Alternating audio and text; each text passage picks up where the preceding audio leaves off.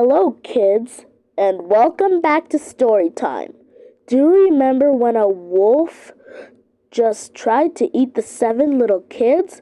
Let's find out. The Wolf and the 7 Little Kids by Well-Loved Tales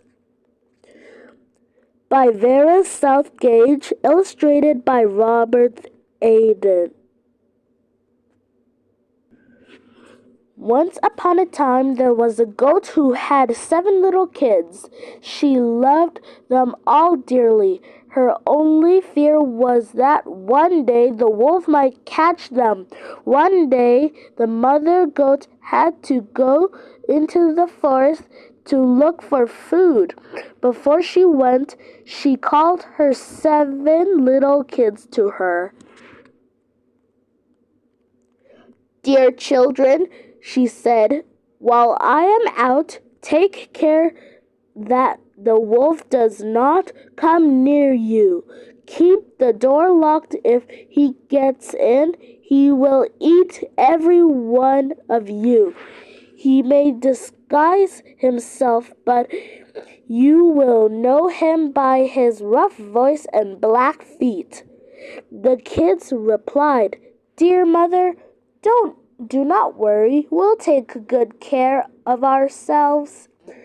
So the mother goat went off into the forest, leaving her kids at home. It was not long before there was a knock on the door. Someone called out, "Open the door for your mother. Dear children, she has brought something back for each of you." But the little kids knew that such a rough voice could not be their mother's. "We won't open the door," they cried.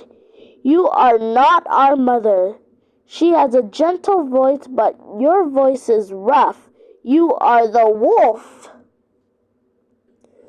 Then the wolf went to a shop and brought himself a lump of chalk. He ate the whole of it, hoping to make his voice soft. He then returned to the house and knocked on the door. "Open the door for your mother, dear children. She has brought something back for each of you," said the wolf in a gentle voice. As the wolf spoke, he put his black paws on the windowsill. The kids heard the soft voice and tuffed at first that it was their mother's. Then they saw the black paws and cried, "We won't open the door. You are not our mother. She has not got black feet. You are the wolf." At these words, the wolf ran to the baker. "I have hurt my foot," he said. "Rub some dough on it for me." The baker was afraid of the wolf, and so he did as he was told. Next, the wolf ran to the miller. "Sprinkle some flour over my foot for me," he said. The miller thought to himself, "The wolf wants to decide someone," so he refused. At that, the wolf said, "If you do not do as I tell you, I shall eat you." Then the miller was afraid, and he sprinkled flour over the wolf's foot. For the 3rd time, the wolf returned to the goat's house and knocked on the door. "Open the door, dear children, for your mother," he said. "She has brought something back for each of you." The kids heard the gentle voice, but they were still careful. "First, show us your paws," they cried. so that we may know if you are our dear mother." The wolf put his paw on the window sill. When the kids saw the white paw, they thought that it was truly their mother. They opened the door wide, and there stood the wolf. The kids were terrified and ran to hide themselves. One ran under the table, the second jumped into the bed, the third into the stove, the fourth into the kitchen, the fifth into the cupboard, the sixth under the washing bowl, and the seventh into the clock case. I did not take the wolf long to find them, and one after the other he swallowed them as quickly as possible. The youngest kid, who was hidden in the clock case, was only the one the wolf did not find. After swallowing 6 kids, the wolf felt sleepy. He went out in the meadow, lay down under a tree, and was soon sound asleep. Soon afterwards, the mother goat came home from the forest. What a sight met her eyes! The door of the house stood wide open. The tables and chairs had been overturned. The washing bowl had been broken to pieces. The pillows and bedclothes had been pulled off the bed. The mother goat searched for her 7 children, but nowhere could she find them. Then, in despair, she called her kids by their names one by one. Not one answered, until at last she called the name of the 7th kid. When she had called its name, a little voice replied, "Dear mother, I am in the clock case." Overjoyed, she took her little kid out of the clock case. It told her how the wolf had eaten the other 6 kids. When the sad tale was told, the mother goat and the 7th little kid wept together. After a while, the poor mother goat, followed by her one little kid, wandered sadly outside into the meadow. There under a tree lay the wolf, sound asleep. He was snoring so loud that the branches of the tree above him shook.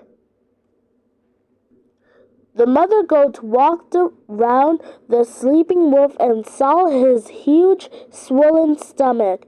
When she looked more closely, she thought that something was moving and struggling inside his stomach. "Goodness me!" she cried. Is it possible that my little kids whom he swallowed are still alive?" "Run home quickly," she said to the 7th kid, "and bring me my scissors and a needle and thread." Then the mother goat cut open the wolf's stomach at the first small cut. She made out pop the head of one little kid. As she cut further along the wolf's stomach, more and more kids jumped out. Finally, all 6 of them were free and alive. Not one was hurt, for in his greed the wolf had swallowed them whole. How happily they all were to be together again. The poor mother goat wept again, but this time she wept for joy. The 7 little goats, in their happiness, skipped and jumped around the sleeping wolf. Soon, however, the mother goat spoke to them. "Go and find some big stones," she said, "and bring them back to me." So the 7 little goats searched for the biggest stones they could find and took them to where the wolf lay. The mother goat placed as many of the stones as she could inside the wolf's stomach. Then she quickly sewed it together again. The wolf lay snoring the whole time and knew nothing of what had happened.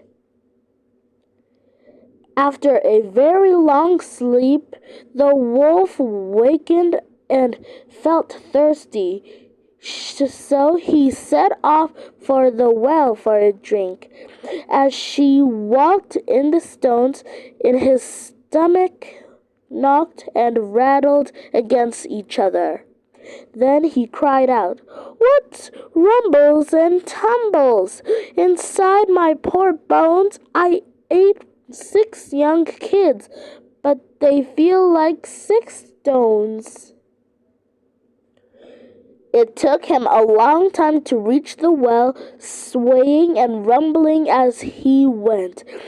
When he got there and bent over the water to drink, the heavy stones inside his stomach made him topple over, head first into the well. He fell with a frightful plop. The goat and her kids, hearing the frightful plop, came running to the well. When they saw that the wolf had drowned, great was their joy. They skipped around, crying, "The wolf is dead! The wolf is dead no longer!" Did the mother goat need to be afraid to leave her kids alone when she went to the forest? The end. That's the end of this story about the wolf and the 7 little kids. So friends, if you like this video, please subscribe and give a thumbs up in the section, and I'll see you next time. Bye friends.